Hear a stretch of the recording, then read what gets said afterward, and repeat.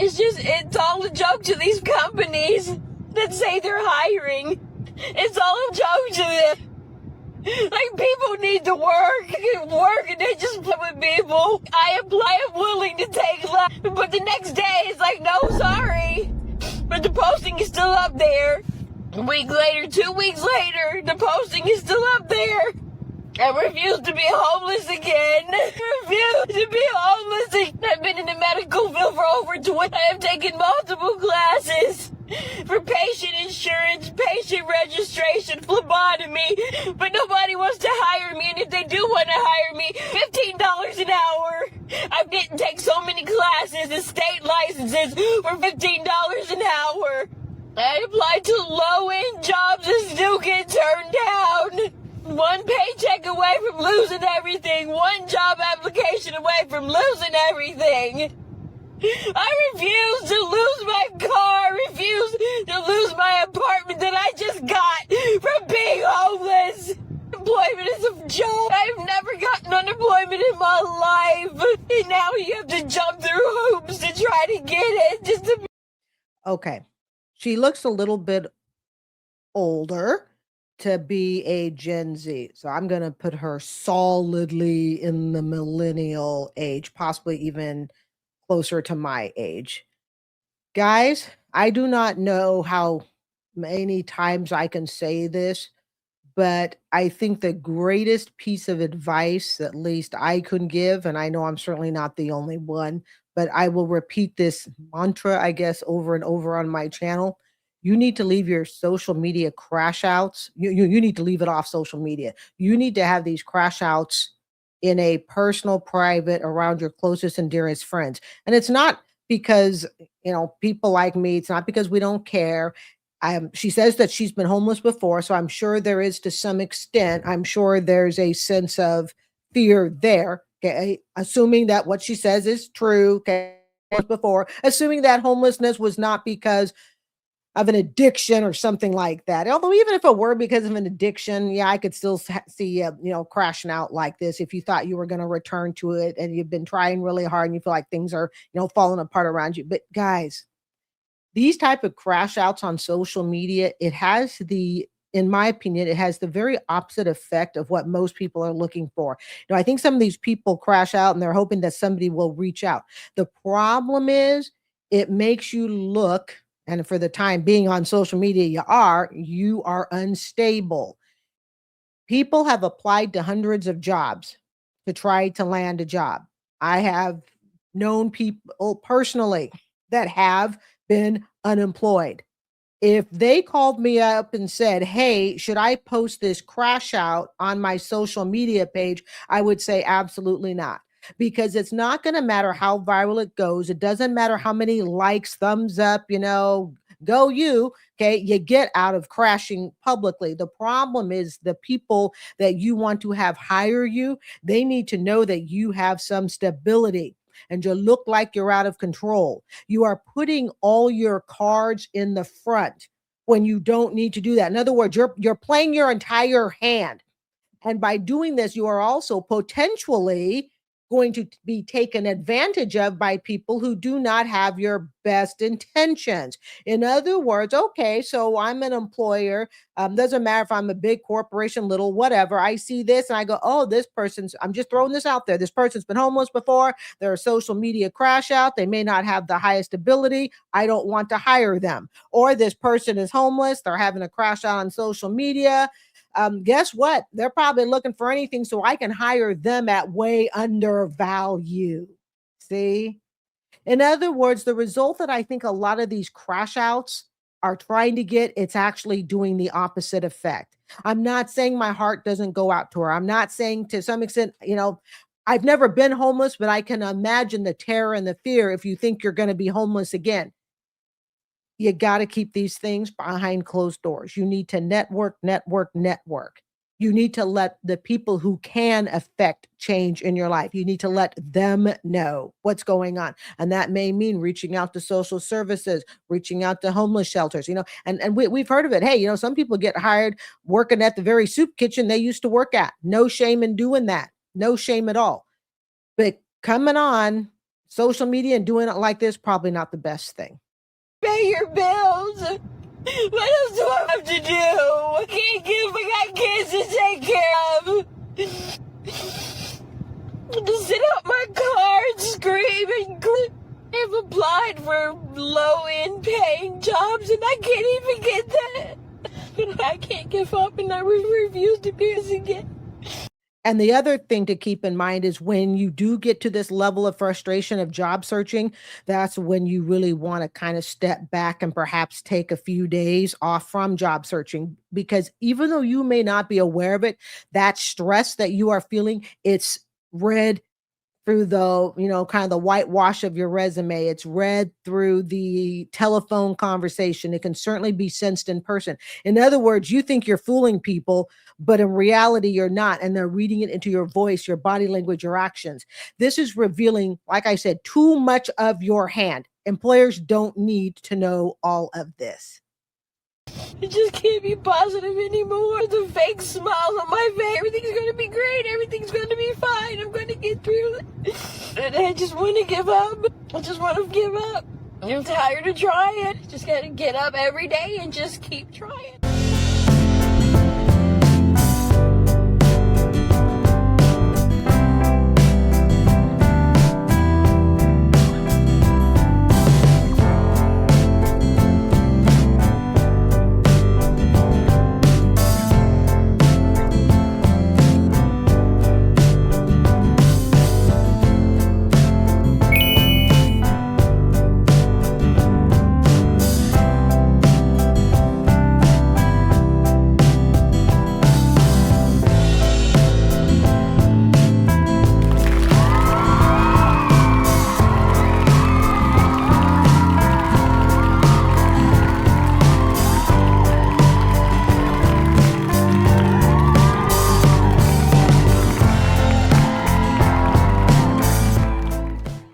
Really disturbed with the process of applying for an apartment out here. The application fees are ridiculous. She is in North Carolina. I believe she's single mom looking for an apartment. Just paid $350 for this property that I really want. It's on the outskirts of Charlotte. The school district is perfect for the kids. The area safe, brand new. And I know I make 2 times the rent. 2.5 times the rent. They denied me. I asked, why did they deny me? They said my income doesn't meet the requirements. Okay, can I get a breakdown of what you're saying? Because I know that I should be approved for this. So they trying to get me to apply for this grantor program, which is another $2,000. I don't need a grantor. I don't need a cosigner because I know that what I'm providing you is sufficient enough for me to be approved. I end up emailing them back. They never respond. I called and left a voice message. They didn't call back. So I went up to the office and spoke with someone. I said, it's like an urgent matter. I need a permanent place. I said, I put this application in. I haven't heard back from nobody. This lady told me that all my income has to be linked through the application. I said, all my income don't come through the same bank account. She's, whatever other bank account it goes through, it has to be linked. That ain't true. I'm going to stop her for just a second, make sure everybody understands. What's happened is there is a program called PLAID, P-L-A-I-D. And people, some of you may be familiar with what it is, some of you may not. That's why it's the teacher in me and I like to explain it. So what's happening is sometimes when you apply for something, it can be a credit card, but in this case, it's a apartment. They have told her you need to go through PLAID. And PLAID, by the way, it is reputable. You will go through PLAID and you will link maybe your checking account, your savings account, whatever. And then it goes to that apartment company. And the apartment company is using this to verify your actual income. It's a way for them to verify. It can also be used as a way to make payments on a credit card account. But in this case, with her, I think it's rich because the TikTok here is saying, I already know that I'm approved. She said, I have 2.5 times the income. And she calls, I guess, the corporate office, and the corporate office says, hey, you need to link these accounts. And she goes, no, I don't. See that attitude right there. No, I don't. You're going to tell me the property management company how to do my job. See, it's that type of self-righteous, entitled attitude saying to someone who does the job for a living that, no, I don't, in essence, need to listen to you. See, that's the thing with this gal and why she has zero pity from me.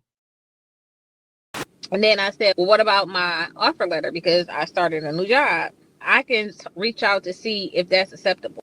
I'm providing the things that your website says is acceptable as proof of income. Then they tell me to send an offer letter. I get the offer letter from the owner of the new place that I'm at, my second job. I send the offer letter. Okay, now they need the supervisor's phone number. I send the supervisor's phone number. Now they want an email. I send them 2 different email addresses. Unfortunately, we were unable to verify your employment. Really? So now I'm just making stuff up. So I reached out to corporate. I said, I feel like I'm being treated poorly. They're giving me a hard time with this application process. I know that I'm approved.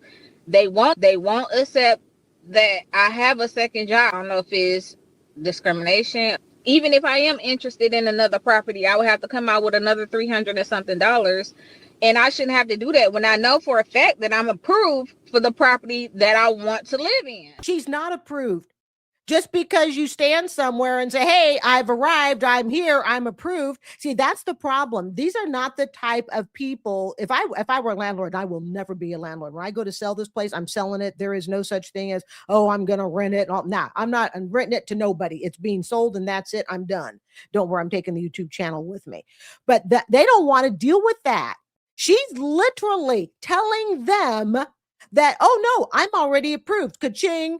You need to accept my payment or pay stubs as they are. The problem is she's a brand new employee. She doesn't have enough longevity for them to feel comfortable. Remember, single mom with kids. Okay. Again, nothing wrong with that. All right. My mom was a single mom with kids for just a few years also. Okay. But it's single mom with kids and broke. How do we know? Because she's not steady in a job yet. So she's trying to override the system, and now she's going to blame it on discrimination. When you get right down to it, is lady, you're coming off as very self-entitled, and you haven't even moved in yet. They're avoiding what they can see to be a headache.